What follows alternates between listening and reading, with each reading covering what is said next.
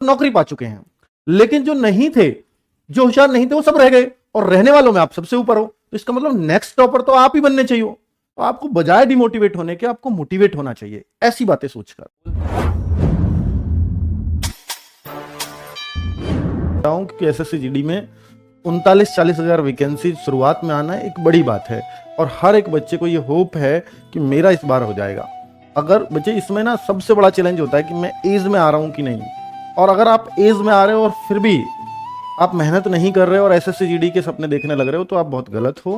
क्योंकि बच्चे इसमें एज में आना बड़ी बात है और एज में अगर आ भी गए तो फिर सिलेक्शन के लिए वैकेंसीज हर बार अच्छी हों ये भी जरूरी नहीं है। और बहुत बार बच्चे कम वैकेंसीज को देख देख करके लगातार डिमोटिवेट होते रहेंगे और फिर सिलेक्शन से चूकते रहेंगे। मैं हमेशा एक बात कहता हूं कि बहुत सारे बच्चे ऐसे होंगे कि जो पिछली बार बिल्कुल मार्जिन से चूके हों। जैसे इस बार तो भी फाइनल रिजल्ट रह रहा है, फाइनल रिजल्ट भी छोड़ो, अभी जो रिटर्न में रिजल्ट आया बहुत हाई कट ऑफ गई, उससे चूके हों। तो आप एक बात बताओ कि भाई हो सकता है अभी जो फाइनल में कुछ लोग और रहेंगे जो आपसे 2, 4, 5 नंबर ऊपर होंगे, कुछ ऐसे बच्चे भी हो सकता है अभी फाइनल में रह जाएं। तो उन बच्चों को तो एक आस है कि मेरा शायद उधर हो जाएगा। वो इधर इतना ध्यान नहीं दे पा रहे होंगे, तो वो फिजिकल में बिजी होंगे, मेडिकल में बिजी होंगे।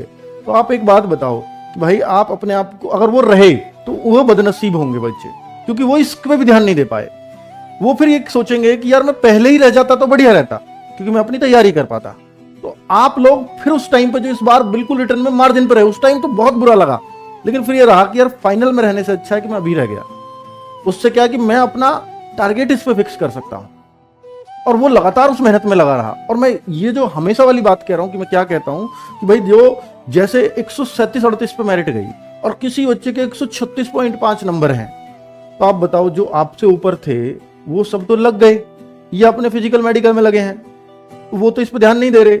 तो फिर जो रहे हो ना, तो वो तो अगली बार टॉपर होने चाहिए, क्योंकि रहने वालों में आप सबसे ऊपर हो।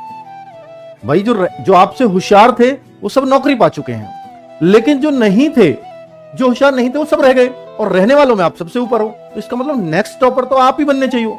तो आपको बजाय डिमोटिवेट होने के आपको मोटिवेट होना चाहिए, ऐसी बातें सोचकर। इस बार तो रहने वालों में सबसे होशियार मैं हूं, अगर मैं फिर भी रह जाऊंगा तो ये सिर्फ और सिर्फ मेरी गलती होगी और कोई नहीं है इसका जिम्मेदार।